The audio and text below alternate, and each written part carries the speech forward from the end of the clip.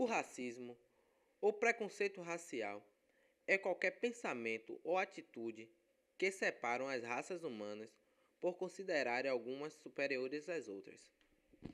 Quando se fala de racismo, o primeiro pensamento que aparece na mente das pessoas é contra os negros. Mas o racismo é um preconceito baseado na diferença das raças das pessoas. Para você, qual é o papel da mídia na proliferação do racismo? A mídia tem um papel importante na proliferação, na divulgação, na disseminação desse racismo. Por quê? O papel que a mídia apresenta para a sociedade brasileira do negro é o negro num lugar marginalizado, num lugar de inferioridade, num lugar de instabilidade, de violência. Não é que não exista isso, mas o lugar do negro não é só nesses lugares, não é só nesse sentido, não só tem esse sentido na sociedade. Tem um autor que dizia que onde quer que o negro vá, ele vai ser sempre o negro.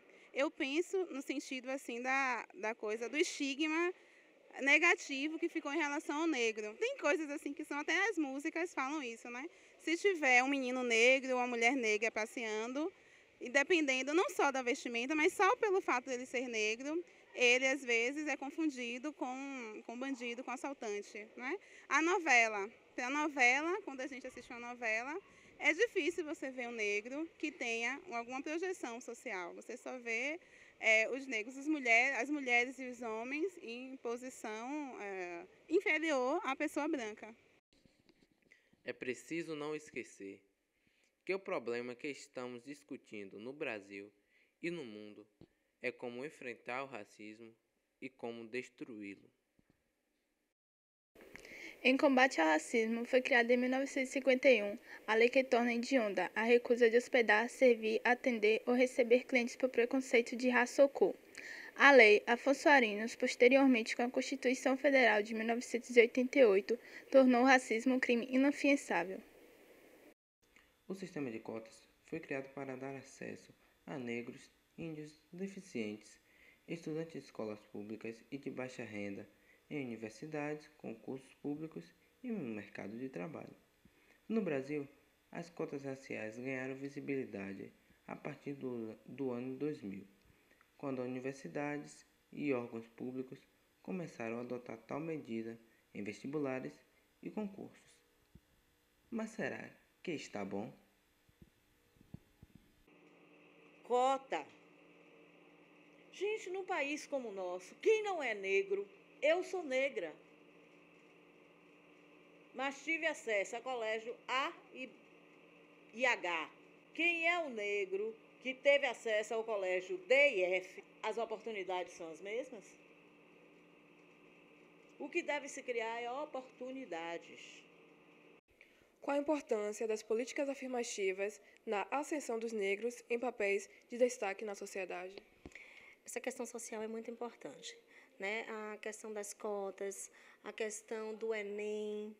As escolas públicas, elas mudaram bastante nesse sentido, né? De evidenciar, de se trabalhar a questão da afrodescendência, de você falar da diversidade, de você falar da cidadania, de você falar do negro de uma forma mais liberal, de uma forma mais tranquila. Então, com isso, você consegue inserir o negro num contexto social que até pouco tempo atrás ele estava excluído. Então, toda a estruturação política neste sentido fez com que muitas portas se abrissem. O racismo no Brasil tem sido um grande problema desde a era colonial e escravocrata, imposta pelos colonizadores portugueses. Uma pesquisa publicada em 2011 indica que 63,7% dos brasileiros consideram que a raça interfere na qualidade de vida dos cidadãos. Para a maioria dos 15 mil entrevistados, a diferença entre a vida dos brancos e de não brancos é evidente no trabalho, 71%.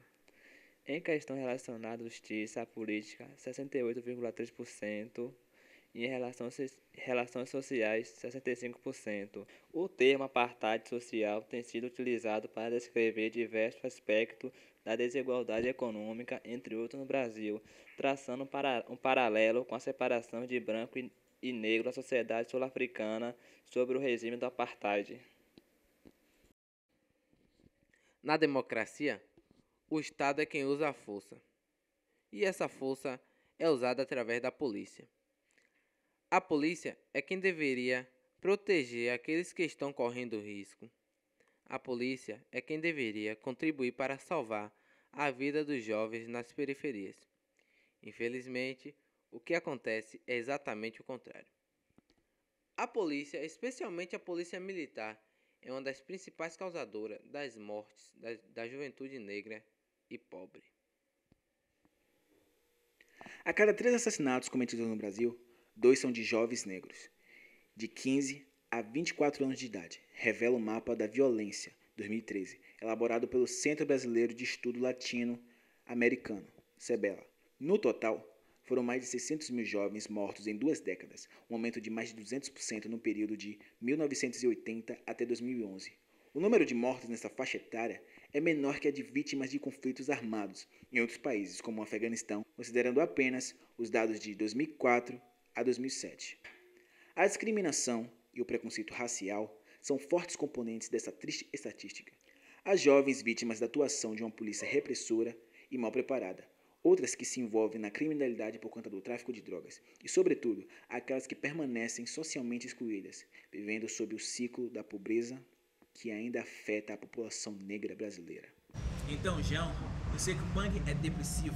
Não é preciso óculos para você ver isso. Que enquanto esse verso, um irmão morre, o corpo negro e seu sangue no chão escorre.